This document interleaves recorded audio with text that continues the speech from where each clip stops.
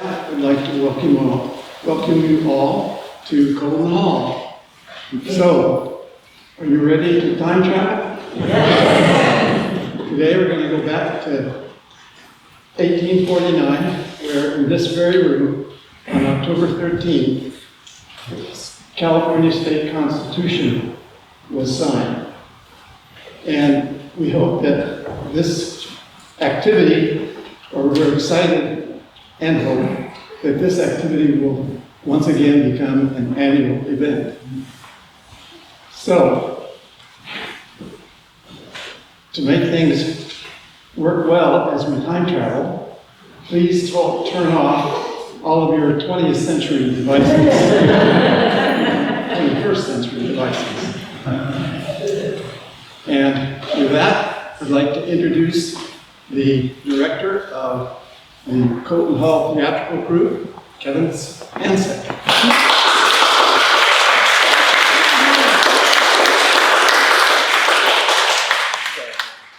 To sort of say what has been already said, welcome back.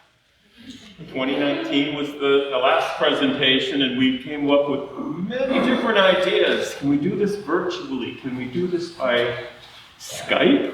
Is that what it is? And we decided no, which was unfortunate. We had so many people that wanted to step forward, sure.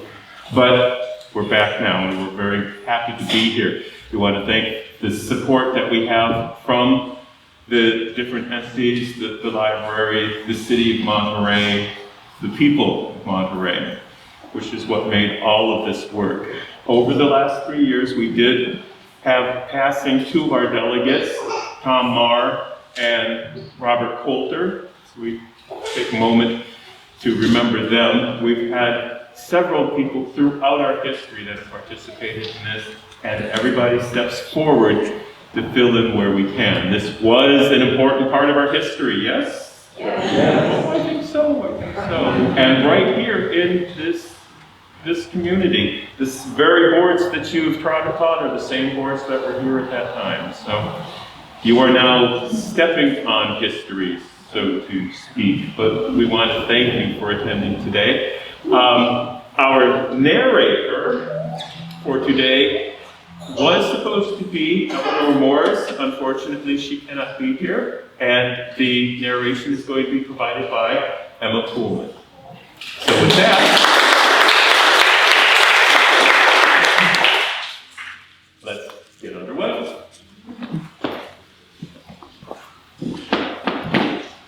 Ladies and gentlemen, we're here in Monterey on this first day of September 1849.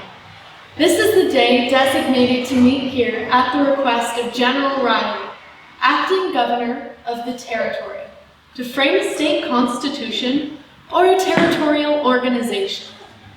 The meeting place is Walter Colton's schoolhouse.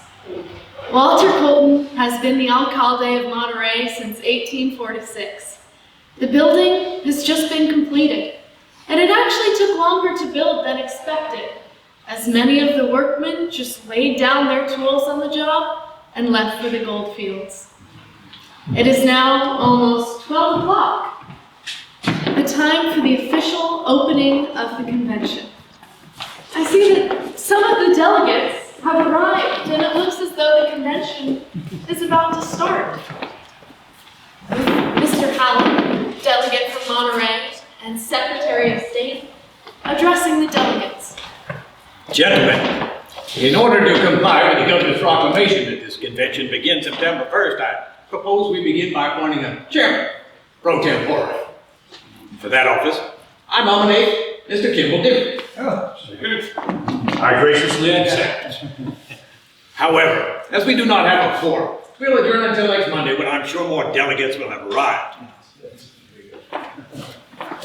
Monday, September 3rd. The whole day was taken up by discussions on numbers of delegates each district would have, and particularly with the San Joaquin district, which had had two separate elections.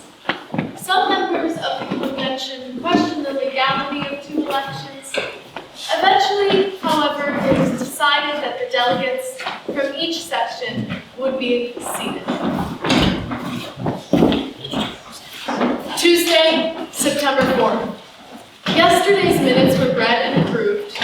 More debate then ensued on changing the number of representatives from some of the districts. Senor Carillo is now speaking. Distinguidos colegas, miembros de la Asamblea del 4 de septiembre 1849.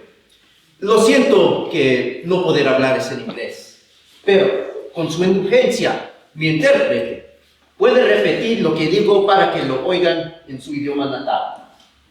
Distinguished colleagues, members of the Assembly of September 1849. I am sorry not to be able to speak to you in English, but with your indulgence, my interpreter may repeat what I say so that you might hear it in your native language. He visto la representación de Mr. Botts y su añadidura, y me sorprende que Los Ángeles está al mismo nivel que Monterey, puesto que Los Ángeles tiene doble en el número de habitantes.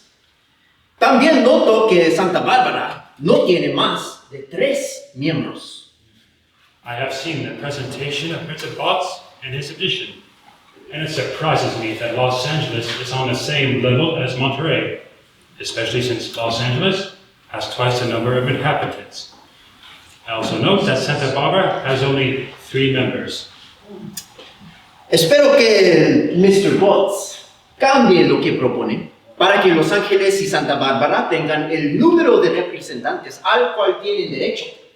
En mi humilde opinión, Santa Bárbara debe tener una cantidad igual al número de representantes a Monterey y Los Ángeles 7 miembros.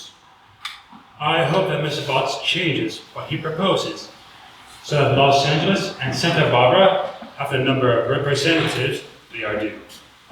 In my humble opinion, Santa Barbara and Monterey should have the same number of representatives, and Los Angeles, 7 members. Gracias por haberme escuchado. Thank you for having listened to me. Mr. Chairman, Yes, Mr. John. I move that the District of Los Angeles be entitled 7 delegates instead of 5. Do I hear a second? And Santa Barbara, 5 delegates instead of 3. Second. All right, all in favor, say aye. Aye. So carried. Mr. Chairman, I suggest that officers be elected so as to complete the organization of the convention. I move that the election of the president be of the first order. Second. You've heard the motion. All in favor, say aye. Aye. Opposed? So carried. All right, we will now begin the take nominations for the president. Mr. Chairman, I'd like to nominate the Honorable Mr. Semple. Second. Mr. Chairman, I'd like to nominate General McCarver. Mr. Chairman, I should like to nominate the esteemed Mr. Halleck. Second. Mr. Chairman, I move that the nominations be closed. Second. All in favor, say aye. Aye. Opposed? So carried. All right, let's see. I'm going to ask the individuals who have been nominated to step out of the room, please.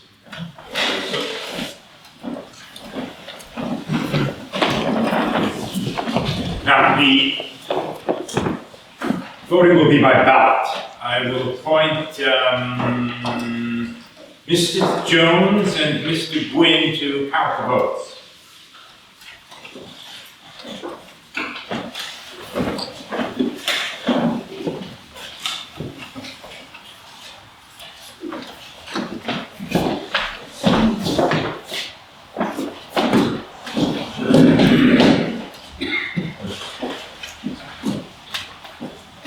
Mr. Semple is elected president. Mr. Carillo, will you and Mr. Tefft escort Mr. Semple in?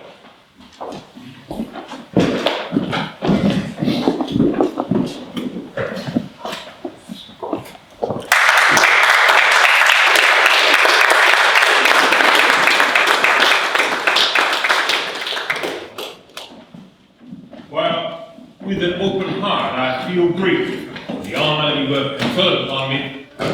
Yet I must say that I feel great regret that it has not fallen into abler hands. So far as the duties of the president of this convention shall devolve upon me, I shall use every effort to perform them with as much moderation as I can, and as nearly as practicable, with justice and attention to the right. We are now, fellow delegates, occupying a position to which all eyes are turned. The eyes not only of our parent and sister states are upon us, but the eyes of all Europe are now directed toward California. This is the preliminary movement for the organization of a civil government and the establishment of social institutions. It is important then that in your proceedings you should use all possible care, discretion, and judgment, and especially that a spirit of compromise should prevail in all your deliberations. By this course, fellow citizens, I am satisfied that we can prove to the world that California has not been settled entirely by unlettered and unintelligent men. Let us then go onward and upward, and let our motto be justice, industry, and economy.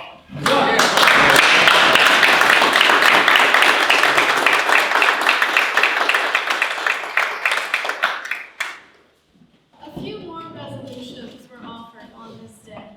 One of the more important resolutions was that a committee of 3 was appointed to call upon the clergy of Monterey and request them to open this convention each day with a prayer. The convention was then adjourned until 10 o'clock the next morning. Wednesday, September 5th. The convention began with a prayer by the Reverend Padre Antonio Ramirez. Then, the President and members took the oath to support the Constitution of the United States. The order of that day was to vote on a resolution proposed by Mr. Gwin for a select committee to report a plan of the state constitution for the action of the whole convention. Mr. Gwin is speaking. Mr. President, Mr. Gwin. I do not believe there is a member on this floor in favor of a territorial government. I beg to differ with the gentleman. Some members are in favor of a territorial government. I, for one, am opposed at present to entering into a state government. My colleague, Senior Carillo, feels strongly. Yo, señor Carillo, represento una de las comunidades más respetables en California. Y no creo que será en los mejores intereses de mis constituyentes que se forma un gobierno-estado. Al mismo tiempo, parece que la mayoría de esta convención está en favor de un gobierno-estado. Yo propongo que el país debería ser dividido por una línea corriendo este de San Luis Obispo. Así que todo al norte de la línea puede tener un gobierno-estado y todo sur de eso, una organización territorial. Mr. President, Mr. Gilbert. Delegate Carillo has given me a statement which I will endeavor to translate. I, Senior Carillo, represent one of the most respectable communities in California, and I do not believe it to be in the best interest of my constituents that a state government should be formed. At the same time, as a majority of this convention appears to be in favor of a state government, I propose that the country should be divided by running a line east from San Luis Obispo, so all north of that line might have a state government, and all south thereof a territorial organization. Not divide the state. Puesto que un caballero perteneciendo a este cuerpo declaró esta mañana que el objeto de la convención no fue a formar una constitución para los californios, me permite decir que yo mismo me considero tanto ciudadano americano, tal como el caballero quien hizo esa afirmación. Although a gentleman belonging to this body has stated this morning that it was not the objective of the convention to form a constitution for the Californios, I beg leave to say that I consider myself as much an American citizen as the gentleman who made that assertion. Mr. President. Mr. Gwin. What I said was that the Constitution we are about to form is for the American people because the American people are the majority. However, it is for the protection of the minority, the native Californians. The majority of any population is the party to be governed. They are to be restrained from infringing upon the rights of the minority. Estoy satisfecho. Can you agree or dissatisfied? Mr. President, Mr. Gwin. before we adjourn, I hope that the House will first dispose of my resolution regarding the appointment of a select committee on the Constitution, so that it might report some material upon which the convention may proceed at its next meeting. I move to amend Mr. Gwin's resolution by the following. The convention do now resolve itself to a committee of the whole and take into consideration the Constitution of the state of Iowa as a basis for the Constitution of California. The motion of the gentleman renders it proper that I make an explanation. I took the responsibility of printing a copy of the Constitution of Iowa so that each member might have it before him and may write in the margin any amendment that may occur to him. No member would be bound to any part or provision. I selected the Constitution of Iowa because it was one of the latest and shortest. Thank you, Mr. Gwin. Now, this meeting is adjourned until tomorrow morning at 10 o'clock. Saturday, September 8th. Two of the sections of the Bill of Rights were passed, and Mr. Halleck has the chair. Mr. Chairman, Hey, Shannon. I move we insert as an additional section the following. Neither slavery nor involuntary servitude, unless for the punishment of a crime, should ever be tolerated in this state. Second. All in favor? Aye. Opposed? The motion is carried. The 12 Mexican delegates who never lived with slavery were against California being founded as a slave state. The 21 delegates who were originally from free states were also against it. And the 15 delegates who were from slave states were just as adamantly opposed to it as were the other delegates. It is an honor to the convention that the section was adopted and unanimously so. The approval of that section set forever that California would be a free state.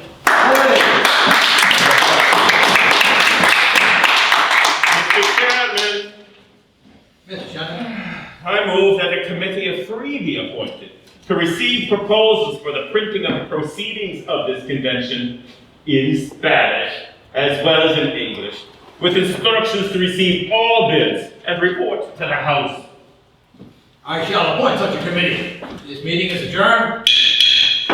Wednesday, September 12th. As the first action of the day, General McCarver submitted a resolution that a small committee be appointed to decide what should go on into the schedule. Mr. Jones is now speaking. I support the proposition for a small committee. I have heard members from the select committee call members upon this floor to support every measure reported by the select committee. And I have heard them denounced. When they have not always felt it proper to do so. I am holding in my hand a statement here that gives me the reason to support the small committee proposition. I am prepared to prove that 740 votes will rule this House against 4,429 votes, which are entitled to be represented.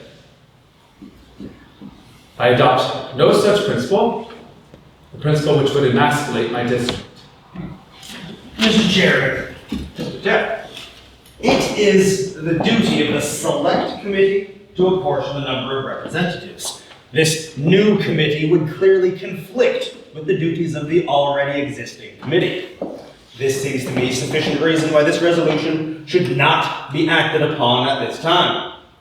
Now, as to the fling hurled at the select committee by the gentleman who last spoke, I consider his remarks to be entirely unwarranted and unworthy of notice. I would draw his attention to the following quotation from Junius. There are men who never aspire to hatred, who never rise above contempt. Mr. President, I call upon the gentleman to put that down in writing. I call upon the gentleman to put that down in writing. Mr. President, I think that any member who is the subject of offensive remarks in a parliamentary body has a right, with or without permission of the House, to claim that such remarks be put down in writing. Such is the right of all parliamentary bodies.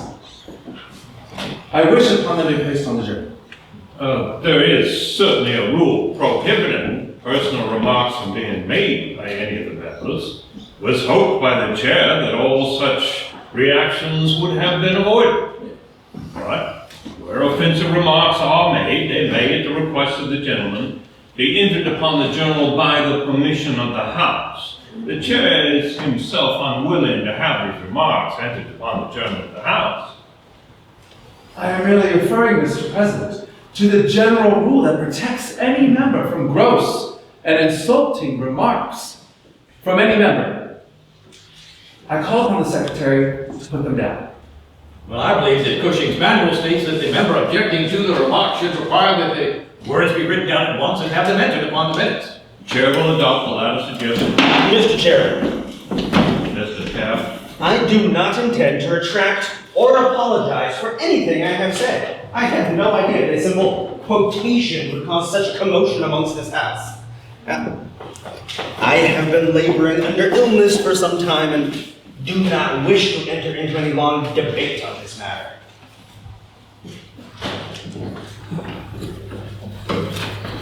I will read the remarks as I have written them down. I read them for correction.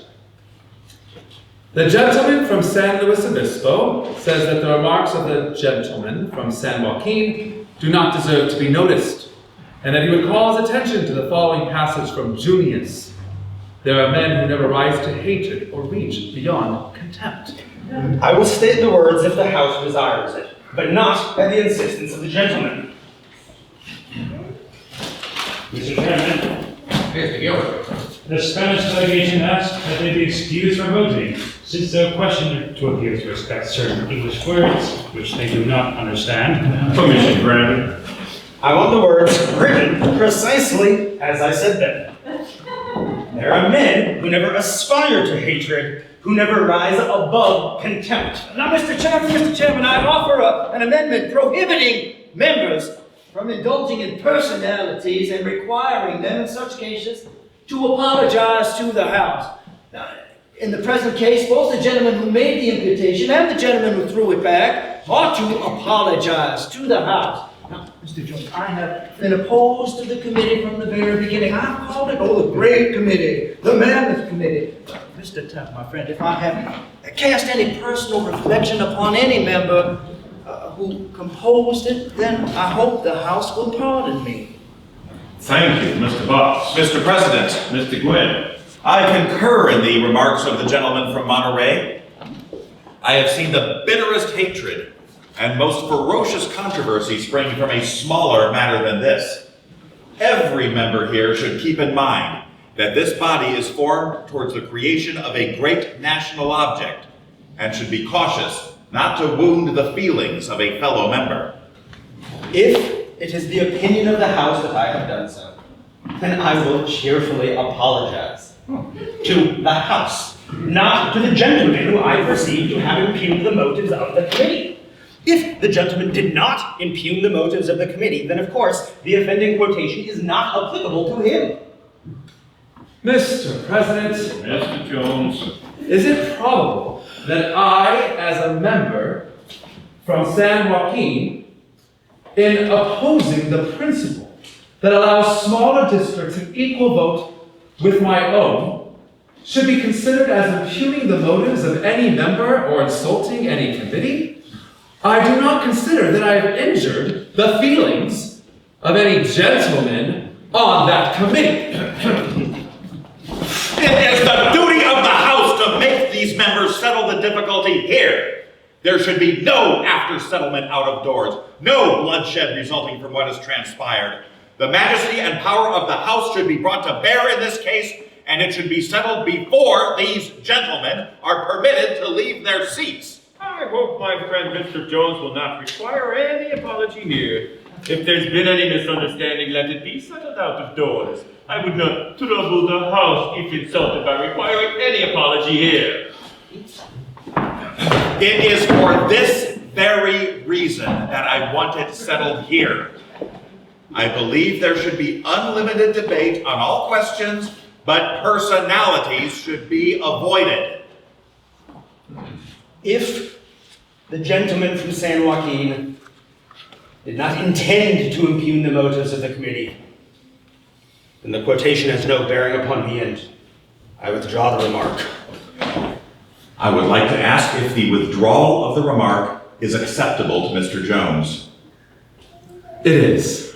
I wish to ask if Mr. Jones intended no personal imputation of the motives of the committee. Is this acceptable to Mr. Tefft?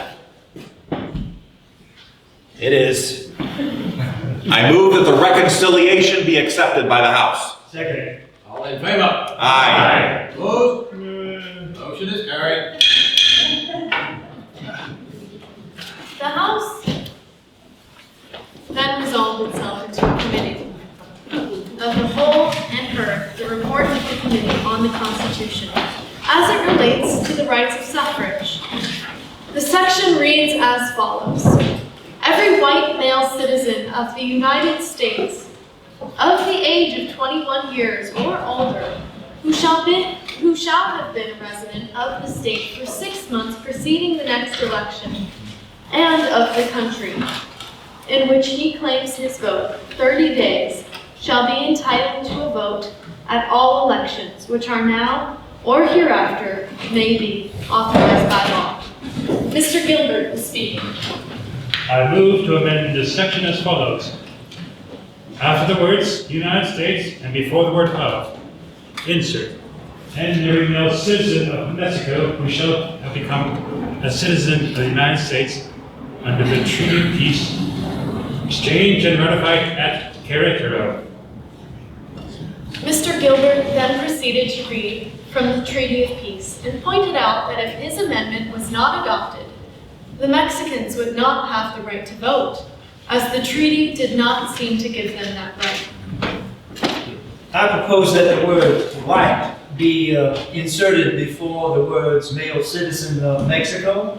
Mr. President, point of clarification. Mr. Gwin? Senor Carillo, are Indians and Africans entitled to vote under Mexican law? Según la ley mexicana, ninguna raza está prohibida a votar. Under Mexican law, no race is prohibited from voting.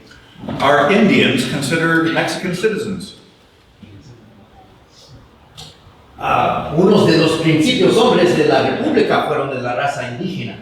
Some of the first men of the republic were of the Indian race. Gracias. Mr. Chairman, Mr. Tefft. from my earliest youth, I have felt something like a reverence for the Indian. I admire their heroic deeds in defense of their home, their wild elegance and uncompromising pride. Has injustice enough not already been visited upon the Indian race? They have been driven from one extremity of the land to the other. Shall they now be driven into the waves of the Pacific? Shall we prevent them from becoming civilized? Surely, the prejudice against race does not extend that far. I would argue that the native population of this land is better entitled to the right of suffrage than I or 1,000 others who arrived here but yesterday.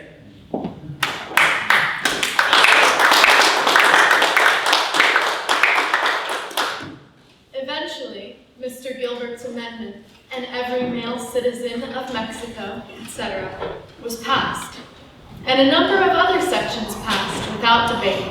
Mr. Botts then spoke. I move that no persons living in California who have left their family elsewhere shall be considered a resident of California.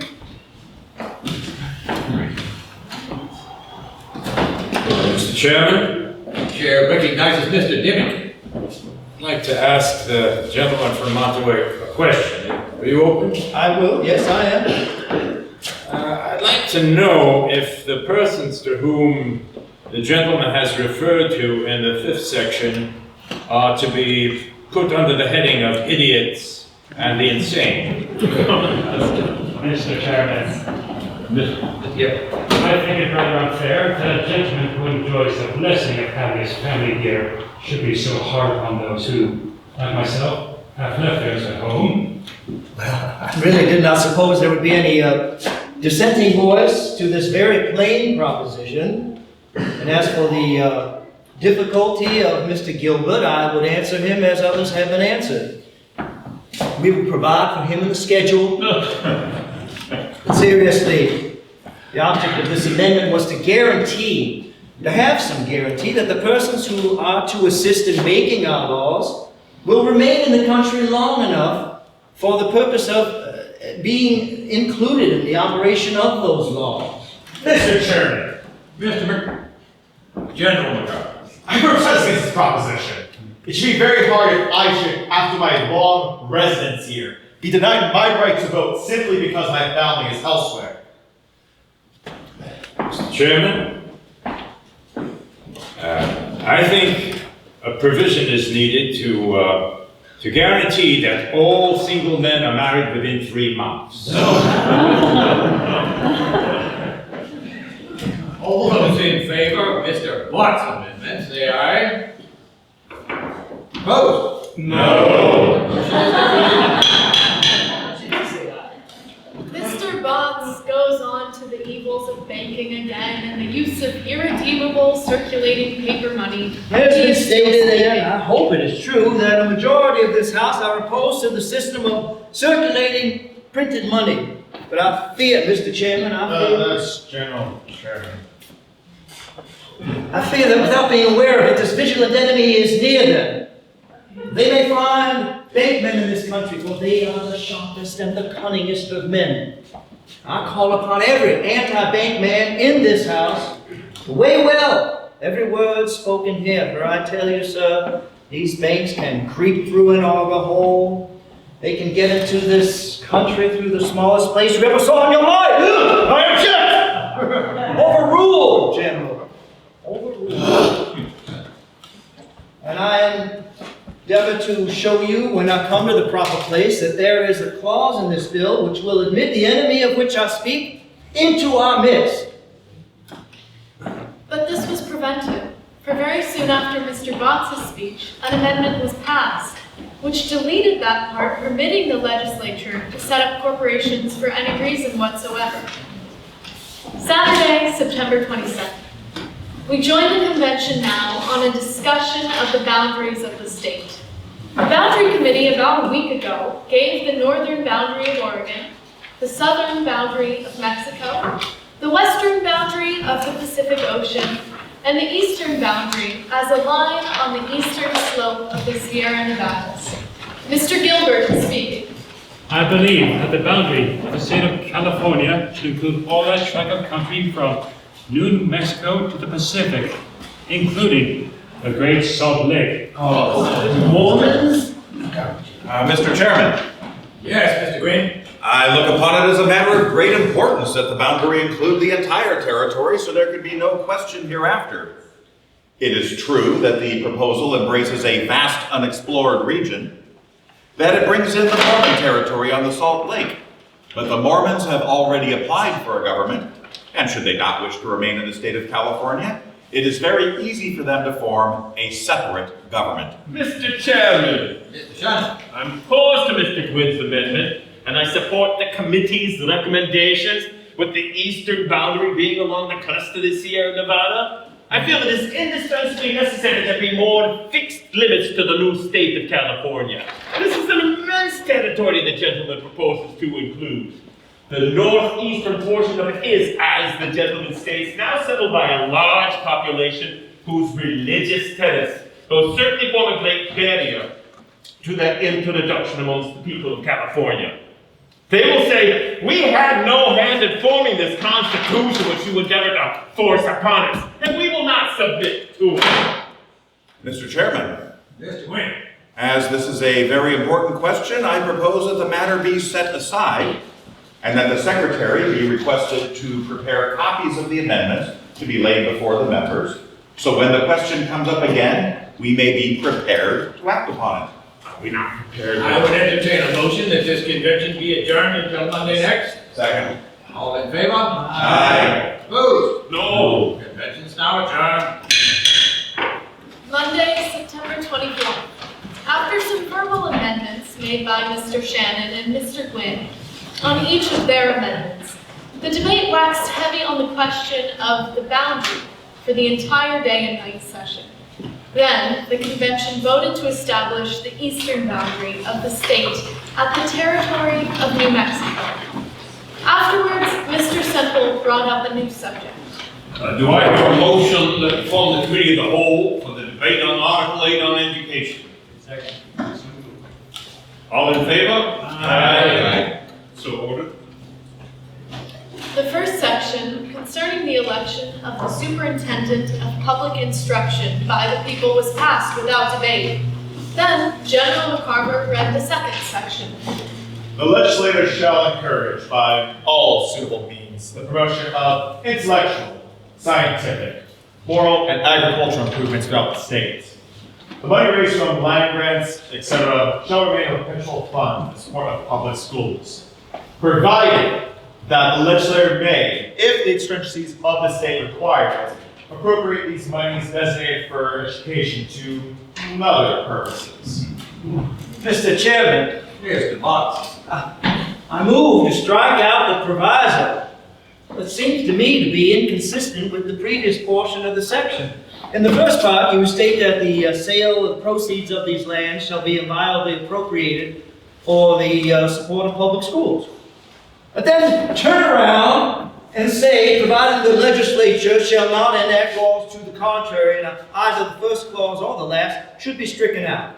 And I do not see how any friend of the school fund could vote for this proviso. Mr. Chairman, Yeah, Mr. Semple. there cannot be too large a fund for education. Why should we send our sons to Europe to finish their education? If we have the means here, we can procure the necessary talent. We can bring the president of Oxford University here by offering a sufficient salary. We should therefore carefully provide that this fund shall be used for no other purpose. Education, sir, is the foundation of Republican institutions. Here, here. Mr. Chairman, Mr. Jones. I think the proviso should be retained. There are but few children here now. And I don't think it's probable that the number will be great for some time to come. Does the gentleman propose that we who have children shall wait until he and all others who have no children shall procure such appendages? Not at all, sir. Could we vote on Mr. Botts' amendment that the proviso be stricken out? Is there any more debate on the subject? Call for this question. All in favor that the proviso permitting money allocated to school funds be spent for things other than schools be stricken out? Say aye. Aye. Opposed? No. Proviso's ordered out. Wednesday, September 26th. In the evening session, so far, the article on the judiciary has been passed and laid on the table. We now rejoin this session of the convention. Mr. Halleck is speaking. We will now hear the report of the Committee of the Constitution as relates to miscellaneous provisions. The first section being under consideration as follows. The first session of the legislature shall be held in the Pueblo de San Jose, which place shall be the permanent seat of government, which is removed by law.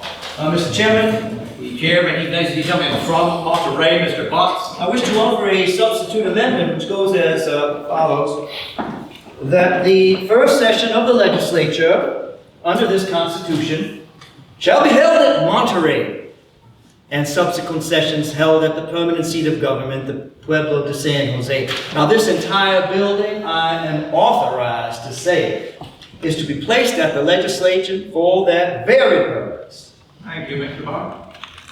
Mr. Chairman? Yes, the gentleman from San Jose.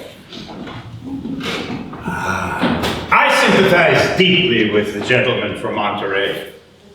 He says here is a building and he is at liberty to offer it. Well, very well. But we have a building in San Jose as well, as you might imagine, and we'll have many more. And I have been authorized by the owner of the building to offer it fully furnished, as good as this, free of charge. Now, I do not come here to stand and claim that there's anything wrong with this fine building or to find fault with the accommodations, but merely to state that the people of San Jose are offering a building with a room suitably furnished with the best accommodations to the first congressional meeting of California in San Jose. Mr. Chairman, Mr. Gwin. I rise to move an amendment to the substitute proposed by the gentleman from Monterey to strike out the word Monterey and insert San Francisco. I desire to compromise the difficulty between Monterey and San Jose by locating the capital in San Francisco. Mr. President, Mr. Tefft. I am requested by my colleagues and other Southern gentlemen to state that the most appropriate place for the capital is San Luis Obispo. We have there a most beautiful mission, which is at the service of the state.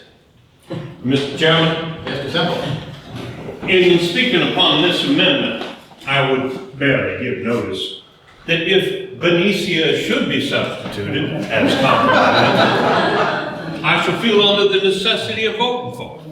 Now, I will only say that if the members of this convention desire to make it the seat of government, I have lots there which the government can have by paying for it. They can also have a building there very soon, provided they build it on those lots after they pay for it.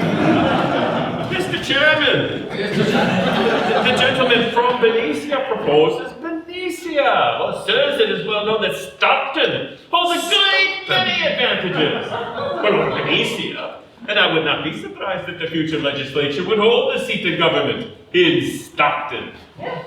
Señor Chairman, Señor Carillo. en este momento se discute un asunto de sumo interés, a saber, el emplazamiento de la capital de California. No creo que pudiera elegirse un mejor hogar que Santa Bárbara. Let's vote. This vote would be on Mr. Gwin's amendment to substitute the word San Francisco instead of Monterey for the first meeting of place of the legislature. All in favor say aye. Aye. Opposed? No. Amendment is defeated. Let's vote on Mr. Bott's amendment then. Those in favor of Mr. Bott's amendment that the first meeting of the legislature be held in Monterey, please say aye. Aye. Opposed? No. Amendment is defeated. Meeting will be held in San Jose. Thursday, September 27th. Mr. Botts is chairman.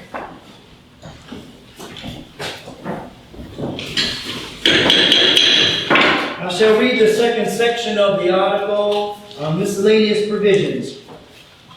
Any citizen of the state who shall fight a duel with deadly weapons or accept a challenge to fight a duel with deadly weapons with a citizen of this state, or who shall act as second, or knowingly aid or assist in any manner those so offending, shall be deprived of holding any office of profit and of enjoying the right of suffrage under this Constitution.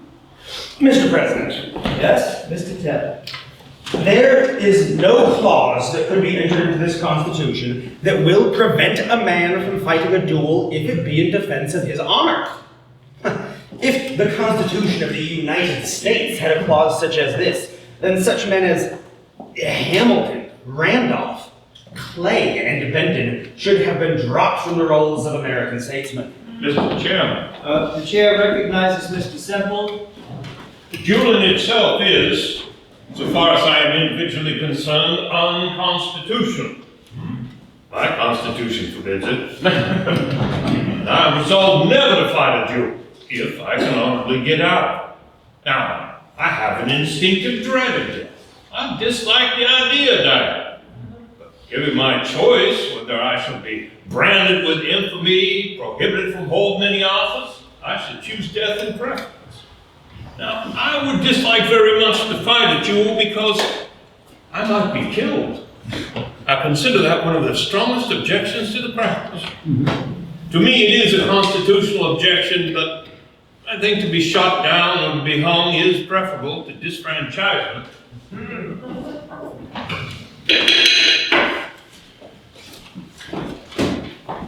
The article was adopted, making dueling illegal. Mr. Shannon is in the chair. I shall read the 13th section on miscellaneous provisions. It reads as follows. Section 13. All property, both real and personal, of the wife, owned or claimed by her before marriage, and that acquired afterwards by gift, demise or descent, shall be her separate property. That laws shall be passed more clearly defining the rights of the wife in relation as well to her separate property as that held in common with her husband. Laws shall also be passed providing for the registration of the wife's separate property. Mr. Chairman? Yes, Mr. Halleck. I have a substitute to propose for this section, and it is the following. That laws shall be passed more effectually securing to the wife benefit of all property owned by her in marriage, acquired for her afterwards by gift, demise, bequest, or otherwise than from her husband. Now, gentlemen, it is not my intention at present to enter into any argument upon this question.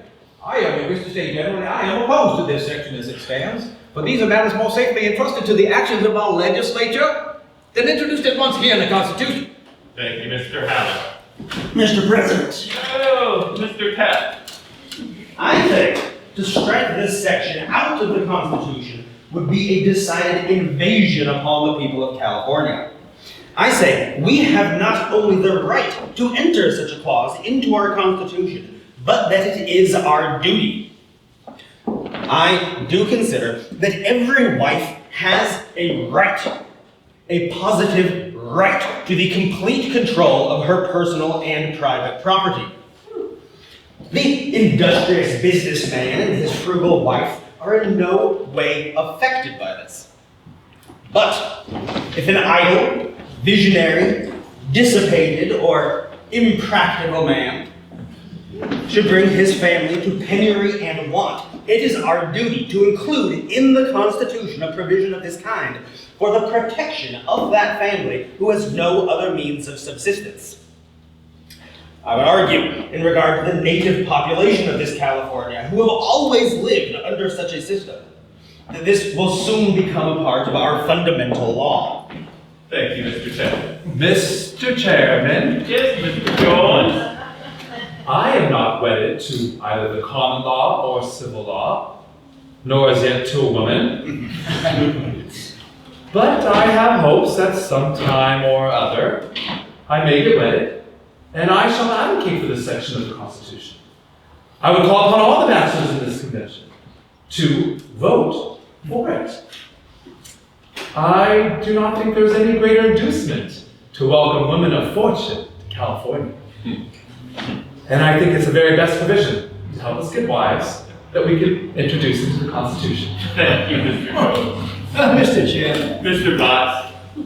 I object to this proposition, this clause, and I shall vote to expunge it altogether from the Constitution. Now, I object to it on the general principle, so often avowed in this convention, that it is a legislative enactment, but I also object to it because I think it is radically wrong. Sir, the God of nature made woman frail, lovely, and dependent, and such the common law pronounces her. Nature did what the common law has done, put her under the protection of man. And it is the object of this clause to withdraw her from that protection of the law. I say, sir, the husband will take better care of the wife, he will provide for her better, and he will protect her better than the law. He who would not let the winds of heaven too rudely touch her is her best protector. When she trusts him with her happiness, she may well trust him with her gold. I must say, this clause is calculated to cause dissension and strife among families. The only despotism on earth I advocate is the despotism of the husband. This doctrine of women's rights, this is the doctrine of those mental hermaphrodites, Fanny Wright, Abby Folsom, and the rest of that tribe. I entreat, sir, that no such clause be put in this Constitution.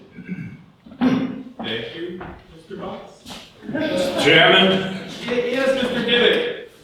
it will be remembered that this section proposed for the Constitution to protect the rights of women to hold property is and always has been the law in California. When we propose to put it in the Constitution, we are therefore not treading on untried ground. And for this reason, I'm in favor of putting it in the Constitution. Thank you, Mr. Dimmick. I believe it is essentially necessary that the wife's property be protected. I at some future time may take myself a wife, and she may be possessed of some little property, and I'm not sure if it is not secured to her, I may squander it. Are we prepared to vote? Call for question. Yes. The first vote is on Mr. Halleck's amendment. Laws securing the property rights of the wife should be formed in the legislature, not in the Constitution. Those in favor say aye. Aye. Those opposed, no. So defeated. We shall now vote on the section as proposed by the committee. Property rights of the wife belong in this Constitution. Those in favor say aye. Aye. Those opposed, nay. So carried. Having done right by the women folk of California, the convention moved on to other business. Mr. Norton offered a resolution this morning. It detailed how the Constitution would go into operation as soon as the voters of the state confirmed it. If there was no such resolution, the convention delegates would decide it, the Congress of the United States would approve it, and the President of the United States would sign it. And those to be governed by it might only have their delegates represent their ideas about it. But Mr. Morton and several other men spoke about having more acceptance of the Constitution by all the miners, farmers, and businessmen that couldn't be here in Monterey if they had the opportunity to vote. There was still much discussion of the idea, but it was passed in just a few hours and ratified. Mr. Gilbert will speak. You have the chair, sir.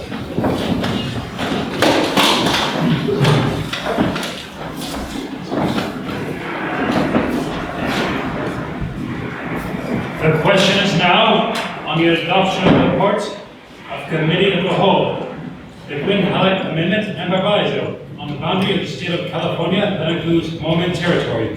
Mr. Chairman, I move that there be a division of the question so that we may vote on the main proposition and the proviso separately.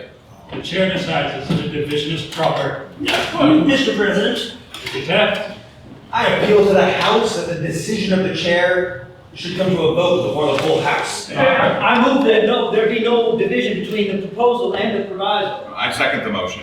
you have heard the motion. All in favor say aye. Aye. Opposed? No. So carried. This is not what it's supposed to be. This is not how it is. Now we will vote on the Gwin Halleck Amendment and Proviso. A yes vote means that the boundary will include Mormon territory. All in favor? Aye. Opposed? No. Motion carries. What are you listening to? You've done enough mischief. I give notice I will file a protest against this vote. Rest assured the 39,000 immigrants coming across the Sierra Nevada will never sanction this Constitution if you include the Mormons. That's absurd. I insist upon my motion to adjourn sign nine. This convention's done enough harm. There is a resolution before the House fixing the time of adjournment, and it must be rescinded. I call for the ayes and natives on the motion to adjourn to India. Oh, I hope that the motion will prevail in order to give a safety valve operation to this excitement. Appeal to my colleague to withdraw his motion. The question is on the adjournment. Let's call for the question. I shall vote against the adjournment until the business before us is completed. He's withdrawn. I move that the motion to adjourn sine die be rescinded. Yeah. I withdraw the motion to adjourn, Senator. You have the motion. Do I hear a second? Second. All in favor? Aye. So carried. This meeting is now adjourned until tomorrow morning. Wednesday, October 10th, 1849. After the morning rituals, Mr. Jones arose and addressed the convention. I am now going to recur, Mr. President, to a subject which has created a great deal of excitement among members of this House. I allude to the boundary question. Upon which the vote was last night taken. At this point, someone brought up the parliamentary rules regarding reconsideration of a vote. Finally, after much discussion, it was decided that there could be a reconsideration of a reconsidered vote, since it was a new subject. Then the same old dead horse was flayed all over again, including the slavery question and whether or not California should be a territory or a state. We are now in the afternoon session, and members are arguing parliamentary procedures, as well as on the boundary question. General McCarver is trying to speak. I should like to speak. There's a question on the floor. Call that question. The gentleman from San Francisco has allowed the privilege that I'm denied upon this floor. Denied? Denied. I protest against that as an outrage. You denied me my privilege, you denied the rights of my constituents. Protocol, sir.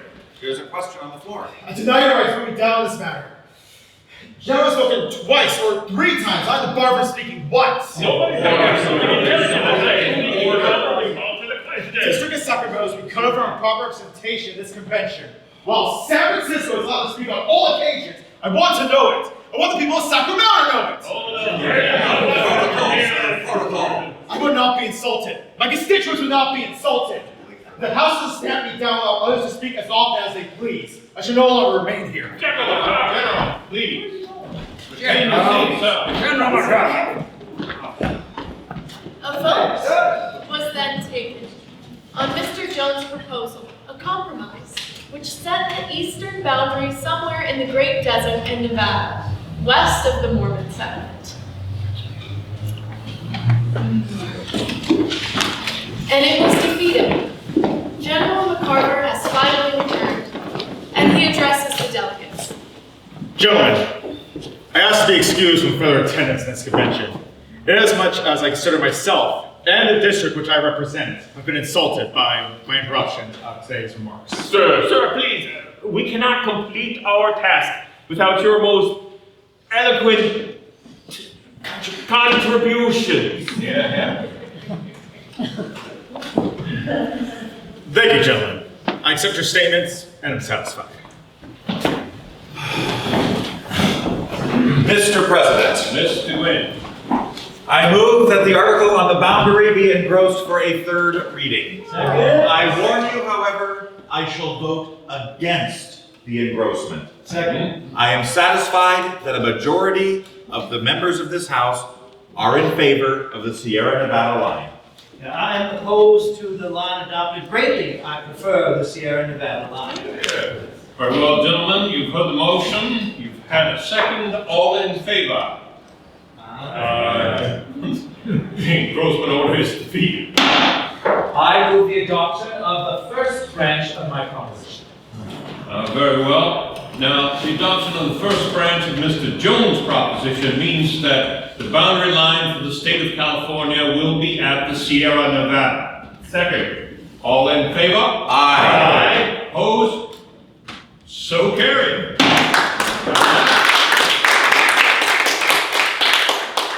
Friday, October 12th. After the journal was read by Mr. Halleck, he rose to address the convention. Mr. President, Mr. Halleck? I move that a committee of 3 be appointed to transmit a copy of the Constitution of the State of California to General Riley, acting Governor of California, with an accompanying letter signed by the President of this body, requesting the Governor to forward the same to the President of the United States the earliest opportunity. Second. You've heard the motion. All in favor? Aye. Opposed? So done. I appoint Mr. Halleck, Mr. Lippert, and Mr. General McCarver to this committee. Now, I would like to announce to the convention that I have received official notice from General Riley that a national salute will be fired by his order upon the signing of the Constitution adopted by this convention. This meeting is hereby adjourned until tomorrow morning. Saturday, October 13th. Mr. Box is speaking. I move the following resolution, resolve that the thanks of this convention be tendered to General Riley, acting as Governor of California, for the kindness and the courtesy which has marked his intercourse, both official and private, with the members of this body. Second. Gentlemen, you've heard the motion. All in favor? Aye. Carried unanimously. Mr. President, Mr. Shannon. your committee appointed to prepare an address to the people of California have completed their task, and I should like to present that address to the convention at this time. The address was unanimously adopted. Mr. Gilbert goes to speak. Mr. President, Mr. Gilbert. I move that the members of this convention will wait on Governor Riley and the body after the signing of the Constitution. Second. All in favor? Aye. So ordered. I now move that we sign the Constitution. Second. So ordered. Mr. President, Mr. Gwin. I move that Mr. Sutter be requested to address Governor Riley on behalf of this convention, when it shall wait upon him in a body after the adjournment sine die. Very well. So ordered. I now move, Mr. President, that we thank the trustees of Colton Hall for the use of this building during the session of the convention. So ordered. I move that the thanks of this convention be presented to the Honorable Robert Semple for the faithful and impartial manner in which he has discharged the arduous and responsible duties of the chair, and that in retiring therefrom, he carries with him the thanks of this convention. Hear, hear. Gentlemen of the convention, I would be amiss if I did not address a few remarks to you. I want to take this opportunity before we go our separate ways to thank you for the honor you have shown me in selecting me as your president. Furthermore, I wish to thank you for the courtesy exhibited to myself and all the members of this convention. And finally, I want to wish you a safe and speedy return to your homes.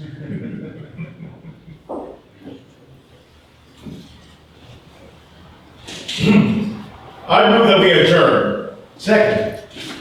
It is done.